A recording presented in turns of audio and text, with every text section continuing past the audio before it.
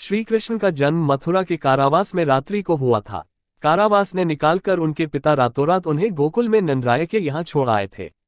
गोकुल और वृंदावन में उन्होंने अपना संपूर्ण बचपन गुजारा।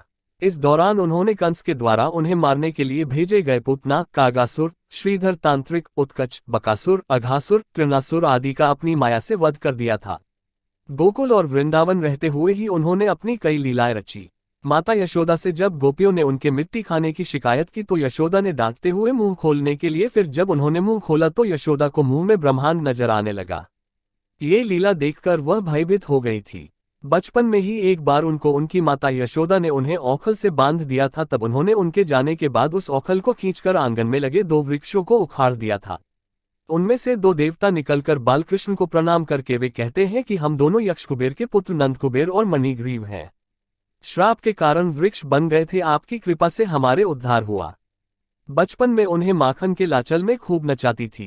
कहते हैं कि कुछ ग्वालिनें अपने पिछले जन्म में बड़े बड़े सिद्ध और तपस्वी थे, जिन्होंने घोर तपस्या करके श्रीहरि के साथ ममता का रिश्ता मांगा था। यही कारण था कि वे सभी ग्वालिनें उन्हें माता जैसा प्रेम देती थीं और उनके साथ नृत्य करती थीं। श्री कृष्ण को एक बार माता यशोदा ग्वालिनों की शिकायत पर उन्हें एक अंधेरी कोठरी में कैद के लिए ले जाती है तो वहां श्री कृष्ण की लीला से एक भयंकर नाग निकल आता है। तब यशोदा मैया कहती है, लल्ला बड़ा भयंकर सांप है रे, तू जा, भाग जा यहाँ से। तब कान्हा कहते हैं कि नहीं, मैं सांप के सामने अपनी मैया को छोड़कर कैसे भाग जाऊं। ये सुनकर मैया भावुक हो जाती है। फिर श्री कृष्ण के संकेत से यह सांप वहां से उन्हें नमस्कार करके चला जाता है। धनवा नाम का एक बंसी बेचने वाला श्री कृष्ण को बांसुरी देता है तो वे उस पर पहली बार मधुर धुन छोड़ते हैं, जिससे वह बंसी बेचने वाला मंत्रमुग्ध हो जाता है। उसी समय से श्री कृष्ण बांसुरी बजने वाले बन जाते हैं। उनकी बांसुरी की धुन पर गोपिकाएं और पूरा गोकुल बेसुध हो जाता था।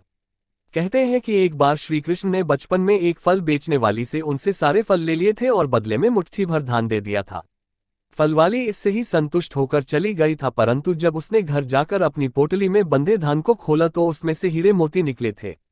कहते हैं कि एक बार अधिक मास में कात्यायनी मां का व्रत पूजन करने के लिए गांव की कुछ ग्वालिनें गांव के बाहर स्थित यमुना तट के पास के मंदिर में जाती हैं और यमुना में निर्वस्त्र होकर स्नान करती है। तो उस दौरान श्री कृष्ण अपने सखाओं द्वारा वहां पहुंचकर उनके तट पर रखे सभी वस्त्र हरण करके एक वृक्ष पर चढ़ जाते हैं। जब ग्वालिनों को ये पता चलता है तो वे वृक्ष पर बैठे श्री कृष्ण से अपने वस्त्र देने की मांग करती है। इस पर श्री कृष्ण कहते हैं कि तुमने यमुना में इस तरह निर्वस्त्र उतरकर उनका अपमान किया है, अब तो तुम्हारे पतियों के सामने ही यह वस्त्र लौटाए जाएंगे। तुम्हें इस तरह स्नान नहीं करना चाहिए था। तब उनका मित्र मनसुखा कहता है कि वचन दो कि फिर कभी नदी में निर्वस्त्र होकर स्नान नहीं करोगी और हमारी शिकायतें हमारी माताओं से नहीं करोगी। तब सभी वचन देती हैं। फिर श्री कृष्ण अपने सखाओं सहित सभी वस्त्र देकर चले जाते हैं। एक बार श्री कृष्ण की लीला से गेंद यमुना के कालिया देह नामक स्थान पर अंदर पानी में डूब जाती है। तब वे गेंद लेने के लिए पानी में कूदते हैं तो एक व्यक्ति बताता है कि वहां मत जाओ, वहां कालिया नाग रहता है जो तुम्हें भस्म कर देगा। परंतु श्री कृष्ण नहीं मानते हैं और नदी में कूद जाते हैं और भीतर कालिया नाग का दमन करके उसे यमुना जी के रास्ते समुद्र के मध्य रमणक द्वीप पर जाने का आदेश देकर अपनी गेंद ले आते हैं। एक बार कृष्ण और बलराम दोनों का तुलादान होता है। तब भगवान श्री कृष्ण को तराजू के एक पलड़े में बैठा दिया जाता है, दूसरे में हीरे जवाहरात रख दिए जाते हैं, लेकिन श्री कृष्ण के वजन से पलड़ा उनका ही भारी रहता है। तब नंदराय जी मैया यशोदा की ओर देखने लगते हैं। फिर वे कहते हैं, एक थैला और लाओ। राधा और श्री कृष्ण मुस्कुराते रहते हैं। कई थैले रखने के बाद भी जब कुछ नहीं होता है तो फिर धीरे से दाऊ राधा के पास जाकर उन्हें प्रणाम करते हैं। राधा समझ जाती है। फिर राधा उन्हें अपने बालों में लगी वेणी के फूल तोड़कर दे देती है। दाऊ वे फूल लेकर तराजू के दूसरे पलड़े पर रख देते हैं। पलड़ा एकदम से झुककर नीचे जमीन से लग जाता है और श्री कृष्ण ऊपर हो जाते हैं। सभी प्रसन्न होकर मुस्कुराने लगते हैं। श्री कृष्ण ने बचपन में ही गोकुल और वृंदावन में इंद्रदेव की पूजा और उसका इंद्रोत्सव ये कहकर बंद करवा दिया थी कि यह अहंकारी देव है और यह कोई न्यायकर्ता नहीं है।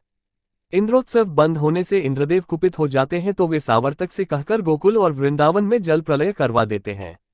ऐसे में श्री कृष्ण सभी ग्रामवासियों को बचाने के लिए गोवर्धन पर्वत अपनी अंगुली पर उठा लेते हैं और सभी गांव वालों को उसके भीतर आने का कहते हैं। ये देखकर इंद्र और सभी देवता दंग रह जाते हैं। अंत में इंद्र हारकर उनकी शरण में आ जाता है। तभी से गोवर्धन पूजा का प्रारंभ भी हो जाता है। सांदीपनी आश्रम में एक बार गुरु माँ ने सुदामा को चने देकर कहा कि इसमें से आधे चने श्री कृष्ण को भी दे देना और तुम दोनों जाकर जंगल से लकड़ी बिन लाओ। फिर दोनों जंगल में लकड़ी बिनने चले गए। वहां बारिश होने लगी और तभी दोनों एक शेर को देखकर वृक्ष पर चढ़ जाते हैं। ऊपर सुदामा और नीचे श्री कृष्ण। सुदामा अपने पल्लू से चने निकालकर खाने लगते हैं। फिर श्री कृष्ण कहते हैं कि सुदामा भूख लगी है तो तुम मुझे चने दो। ये सुनकर सुदामा कहता है चने कहाँ हैं?